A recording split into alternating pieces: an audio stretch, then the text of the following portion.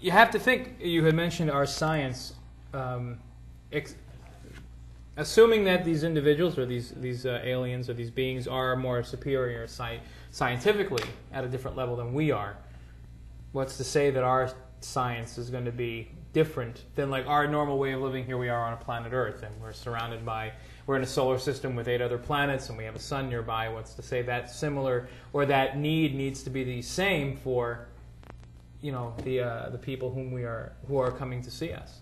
You know, that alone is. I mean, I've heard theories of time holes or holes in in space, so to speak, where they can fly through when it's almost. It's interesting. Well, you're absolutely right, Stephen. You know, theories, as I say, theories are a dime a dozen, but you know, what does the evidence support? And so far, the evidence really doesn't support much. What evidence do we have, or what do we know at this point, as for you two individuals in your experience? What do we know? Well, we have patterns,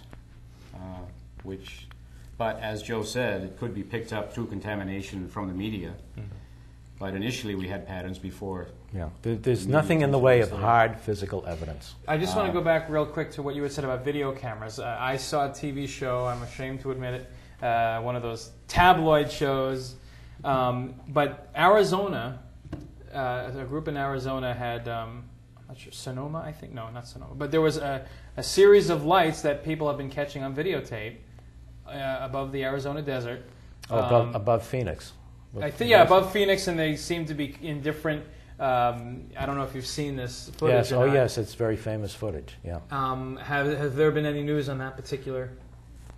The explanation I heard from the UFO community, people in MUFON, was this really was traced to an Air Force exercise in which flares were dropped, and they drift down sequentially, very, very slowly.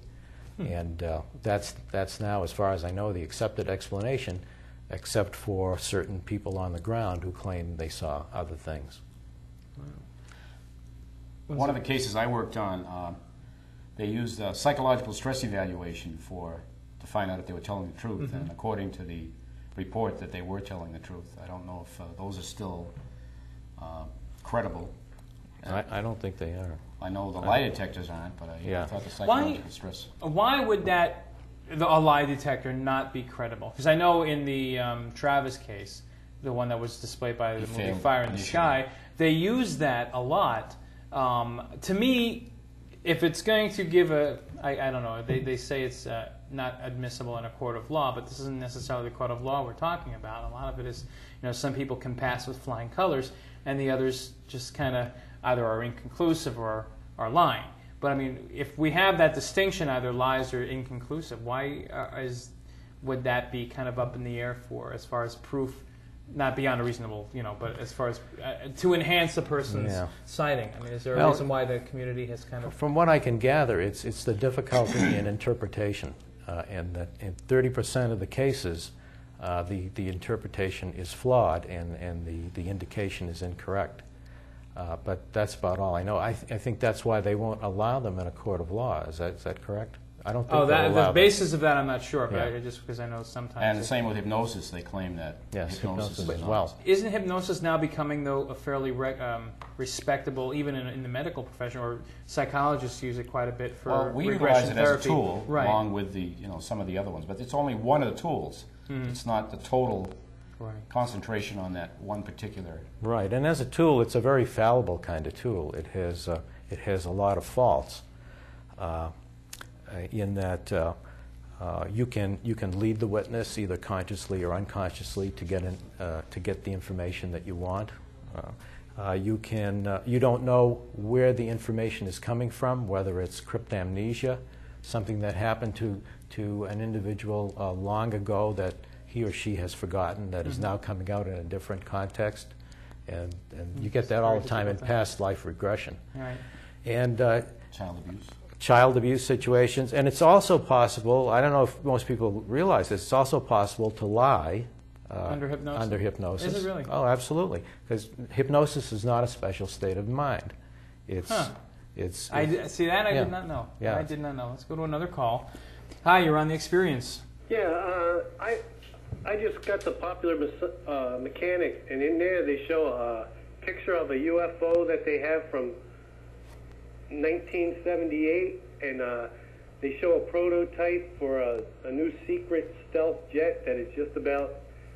There's a lot of similarity to it, and this picture was taken in '78, and the prototype is now today. In the Popular Mechanics, the UFOs are even now in the Popular Mechanics. Well, it could be credible because I know Popular Mechanics reported the stealth right around, and the Air Force had the stealth fighter for 3 years, and so it could be a fairly credible source. Yeah, because we've heard this story before. Right. I was just going to bring that up as far as the government not informing us, but a lot of the technology the government is now coming out with kind of being parallel to the alien or a lot of UFO kind of intelligence. Is that where you're trying to maybe go with that question as far as the...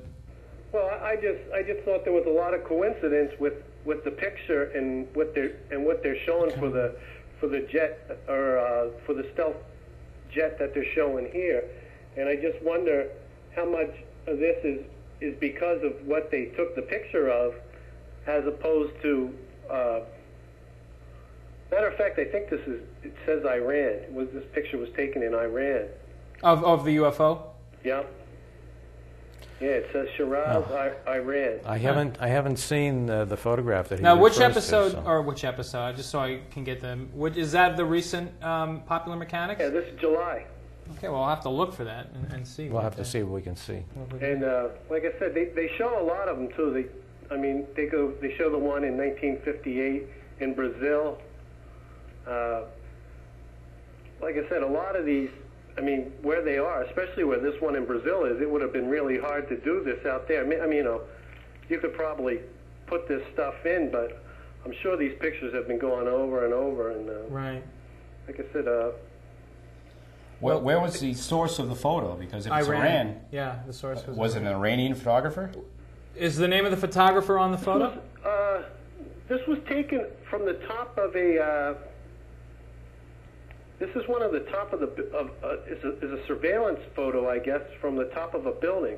It wasn't any special camera or anything. Just so happened to be a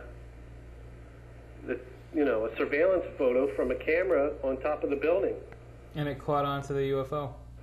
Huh. Yeah. And it ended up in Popular Mechanics. Well, thank you very much for your call. You're welcome. Thank you. Hot spots around the world. How does, I guess, are we the only UFO crazy nation, or are other people around the world that we know Japan is very big. UFO orientated, and as Joe mentioned earlier about the flaps, it depends on a flap year where we'll really have a lot of sightings, and it could be anywhere, South America, Russia. I don't know if it's generally known, but in the first wave that was reported in this country actually started in Scandinavia in the year before. And the wave. What year was that, Joe? Was it 46? Was it 46? I think it was 46. Plus, they saw some during the pilots and crew members. They were pacing the aircraft also. No, yeah, but this was before. 43 or so. Well, those were the Foo Fighters, but the first wave that actually swept across this country in 47 with Kenneth Arnold sighting over the Mount Rainier actually started in Scandinavia, and then traversed Europe and then proceeded across the ocean to the United States. There's still a lot of UFO activity in South America. I think Brazil has been reporting a lot of sightings recently, although I don't know how well investigated they are.